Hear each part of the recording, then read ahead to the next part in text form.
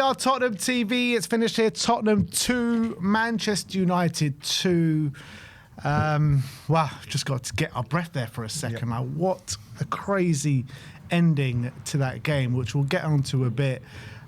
Question marks from a lot of people raised when Thomas Frank named his lineup with Richarlison and Kolo Muani playing in the front line with Richarlison on the left, but Muani up top, interchanging throughout.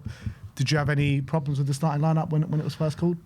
I was surprised with Richarlison at left and not Odegaard, but I wanted to see Richarlison at the left if he was there, and he was.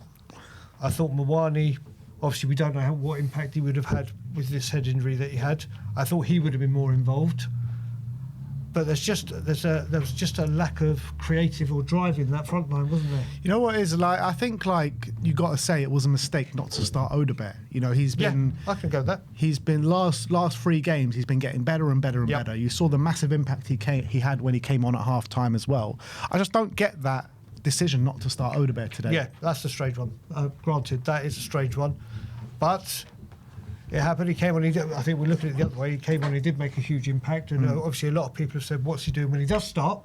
He came on. He did make an impact. He had a good spell when he came on, and I think it's just highlighted that during this international break, Thomas Frank has to have a look at that front line and know that he's got what he's got till January. God knows what with Solanke, and find a way to get them moving. And I think number one left back right now is Wilson Odegaard, who rightfully so. 100%. We've been crying out all season for someone to produce on that left-hand side for us, and we finally find something that seems to be working. And then he leaves him out and puts Richarlison out there. You know, Muani drifting out there, and Richarlison was just so frustrating today, man. Just so frustrating. I know he kind of gets the flick at the end to get us 2-1 up, but that was all Odegaard. Yeah, all Odegaard. And the first goal as well comes from Wilson Odegaard finding destiny out on that left-hand side with some great dribbling as well. So, look, if we cast our mind back to the first half, I mean, I was delighted with the way Spurs started the game. We started the game on the front foot. We had energy. We were moving the ball quickly. Brennan Johnson looked dangerous out on that right-hand side. Javi was finding those pockets of spaces and being aggressive and coming back to defend. And it kind of only lasted about 20 minutes, didn't it? And then Man United kind of took control. Yep, most certainly. We did start off brighter, and that's all we could have asked for, wasn't it? After what we saw with Chelsea last week in the Premier League, we did come out, and obviously with that early goalkeeper mistake, had a corner. The corners were poor, but we did look like we were going to be on the front foot for most of that half, and then Man U just turned the screw a bit, and they took over that. It was a very 50-50 first half, wasn't it? But they got what it was all important. They got the goal. Yeah, and you could kind of tell the goal was coming at the time that it did come. I felt like at that point Man United had taken control. But when the goal comes, I thought it was just such a silly goal to give away, man. Like, defenders just letting Mbeumo have a free roam of our box. Vicario kind of rooted and didn't make a move. He kind of like took the knee, didn't he? Like that's all he did. He dropped down to his knee, and Mbeumo pretty much had just an open goal, it seemed like, to head into. Like, Vicario's got to be doing a lot more from that situation. The defenders have got to be doing a lot more to close down Mbeumo, and it's just such a silly and sloppy goal to give away. And it's just so frustrating, because if we end that half at 0-0, I thought, look, for the last 20 minutes of the first half, Man United were the better team. But in the second half, for the majority of it, for the opening half an hour, 35 minutes of that second half, it was all Tottenham. Man United didn't have even a shot on goal, never mind off target, no matter what. United did not threaten us for the majority of that second half, and it looked like if anyone was going to get a goal in that second half, it was going to be Tottenham. It did. It really, really did. And so I actually go as far as to say, if that goal doesn't go in the first half, I think we win that game. Yeah, I can go with that. It's second half, we did come out. Then they had that little moment, didn't they? They had that little moment where they looked a little bit dangerous. Then the subs came on. Destiny, you see instantly. He got into good positions. His crossing had let him down, but immediately off his balance, doesn't he? And that made it more stressful. Spence went back to right and did very well when he actually stayed at the right back. And those subs made an impact. But when we're showing such a distinct lack of quality or ruthless finishers, what are we going to expect? We need to find the right combination till January. We need to find the right way forward, and then let Frank get the players that he needs in January. And a striker has to be one of them, doesn't it? Yeah, I think so. Because look, Moani didn't do much when he was on the pitch today. Richarlison was pretty frustrating. But look, however frustrating he was, you've got to give him credit because he was the one that got us in the lead late on. Yep. And credit where's credit's due to Richarlison.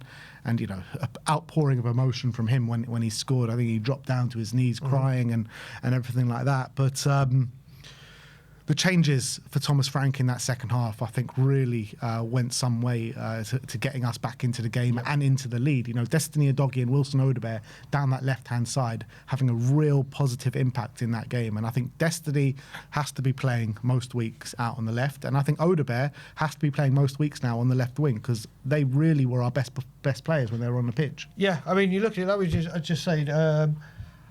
the striker is a necessity. We were all saying, do you know what? We were all saying in the window that we needed that left winger. That left winger was a massive hole that we didn't get. I actually think another left back has become more important. And we need someone to either challenge Destiny or be better than Destiny to give Destiny a push, because for the balance of the squad, as soon as we've got a left footer at left back, we look night and day difference. So it's funny how it develops in the season. You can see what you need. We can see all season we struggle with goals from our strikers. Richarlison's popped up with a few. Moani hasn't hit one. Solanke hasn't been available. Tell has popped up with 2 now. But it's not good enough. It's not ruthless enough. But the left wing, the left back position, we look night and day a better team the second Destiny Udogie is on the pitch, just for balance. Whether he has a great performance or not, like we said, his crossing, he got some great positions, but his final ball let him down. But just for that balance and going forward and not having to go down the right constantly, it's a huge difference. So Wilson Odebear and Destiny Udogie are actually building up a nice relationship, aren't they? Very nice relationship. Very nice. And they've got to be the left-hand side, our go-to left-hand side now. They have to. Yep. Like I said before, I just didn't understand the decision. I get it with Udogie because he's coming back from injury and whatever. But Wilson Odebear, there is just no reason not to start him today. Agreed. No reason whatsoever. And Agreed. I thought Thomas Frank maybe just overthought it a little bit and persisted with Richarlison, who's not on good form right now. And it hurt us. It did hurt us. So big up to Wilson and Destiny when they came on. And also big up to Matisse Tell. Matisse Tell has been out in the dark for a number of weeks now. The last minutes he got before this was at Newcastle in the Cup, 13 minutes, 1 minute away at Everton. On the bench for Chelsea, didn't come on. Obviously, he can't play in Europe, so he didn't play in that game. Comes on with 12 minutes to go. Bang, straight. What a high-quality goal as well. Odebear found him in the box. He swivels away from his man and smashes it into the back of the net. So, let's put it this way. He did, in that moment, what none of our strikers had done the whole game. Yeah. So Odebear did very, very well getting the ball into him, which we were poor in doing in the first half and second half until he was on.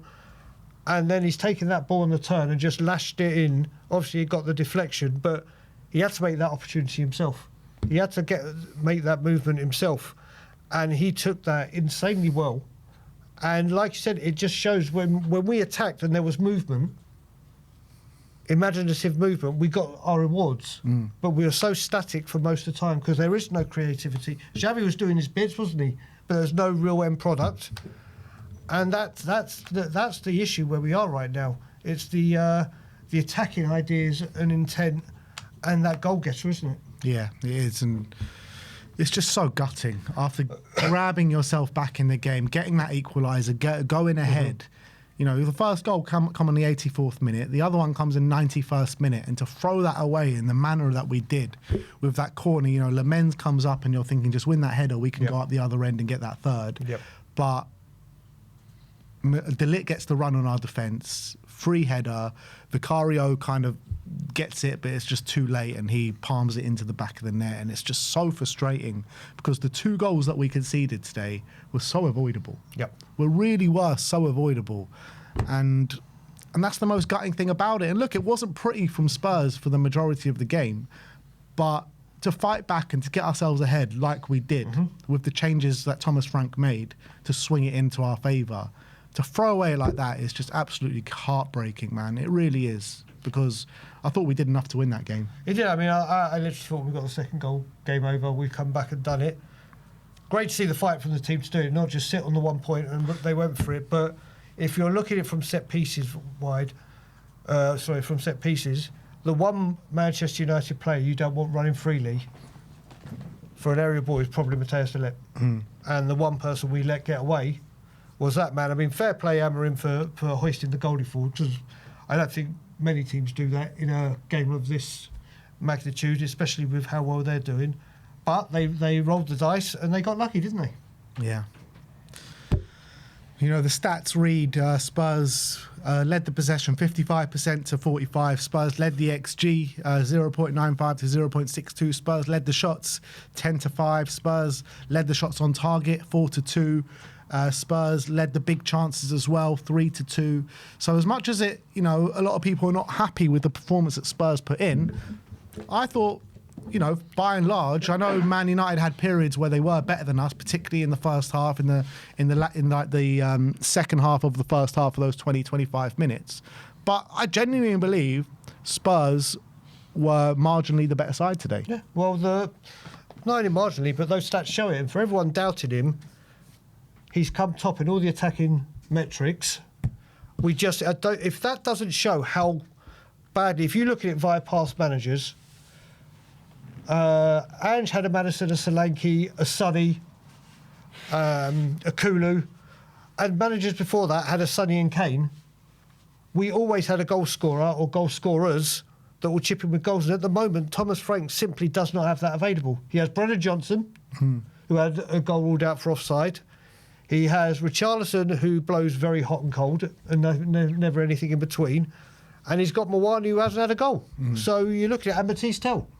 So you compare that to the kind of goal-getters previous managers have, not just Ange, all the managers, going back to Poch, even back to when we had Sheringham and Berbatov and whatever, there's always been prolific goal scorers at Tottenham Hotspur. We don't have at the moment. So to come out with all the top on the metrics, yes, it's very, very frustrating to have a win stats away from that, but we're 6 minutes away from a defeat, weren't we? Yeah.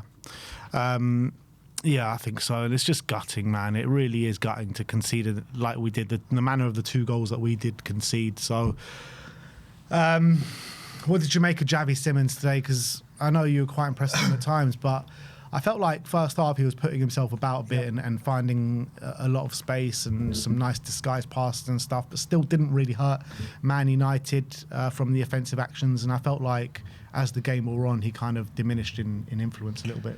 Yeah, he did. And you know what? When he got taken off, I was a little bit disappointed because I thought he might be the bright spark to do it. But obviously, Frank's got it right. We're doing what he did. He's getting more and more confident, isn't he? He is getting. You can see he's more comfortable on the ball. He wants the ball more. He's doing well. But it's just, again, that final ball that he needs to find or take on a shot yourself. But again, it goes back to movement, lack of creativity, lack of killer instinct for him to find people. But I think if we look back at the Chelsea game and other games where Everton, like, really hardly had an impact, he's starting to have an impact and feel his way into the league. And they're positive steps forward from him. But he did, like, I agree with you, he did peter out, didn't he, compared to the first half performance? Yeah. He needs more movement around him. I think that's clear for everyone to see. And, you know, for everyone talking about Spurs' attacking intent and, you know, attacking patterns of play, if we had a striker that could make it stick and wouldn't lose the ball every time he got it, you might see a bit more attacking intent and more patterns of play and more chances made for Tottenham Hotspur. Because I kept mentioning it during the watch along, like Richarlison, he's just such a frustrating player to watch. And like I said, I'll give him credit where it's due for getting that goal and, you know, for getting that slight touch in it from Wilson Odebear's brilliant shot. But he's got to be doing more from open play, man. He's got to be doing a lot more. And you know what? We could have broken a few times and he either overplays a pass or underplays a pass. He's always likely to come up with a goal like he did today. But if he's not scoring, he doesn't really bring anything in, does he? Because he just loses the ball so often.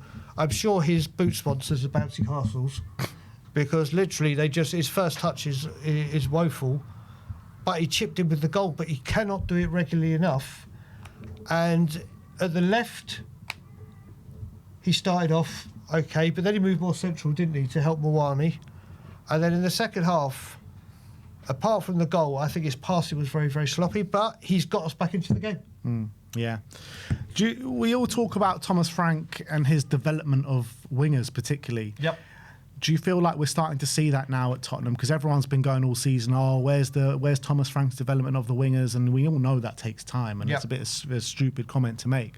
But in this early stage, we're already seeing that kind of Thomas Frank being able to develop the wingers, where we're seeing better performance from Brendan Johnson. We're seeing Wilson Odegaard play a lot better than we've ever seen him play in the past. So do you think we're starting to see that? I do think we're starting to see it. Definitely more so from Odegaard. Odegaard, like we saw it today. One of the things he's done it in a few games where he gets the ball, he can drive and take on his man, but again, then his decision making in his final ball has been his downfall. Whereas you saw in this half of football, he added that today. Got a goal obviously on Tuesday, so you can see the development that he's putting into him, and you can see, like we said in the first half, I've never seen Johnson cross with his left foot. That was a sensation. On the money as well. That was again that was food and bread and water to Richarlison to get on those kind of headers. That's what he's made his name of. And you can see it from Wilson Odegaard. You can see the players developing. They've just got to find the right system. They've got to find the right, like we've been saying, answers up top. But slowly, and the people that are trying to write Frank off is just insane. But hopefully they will see shoots of improvement coming from certain players.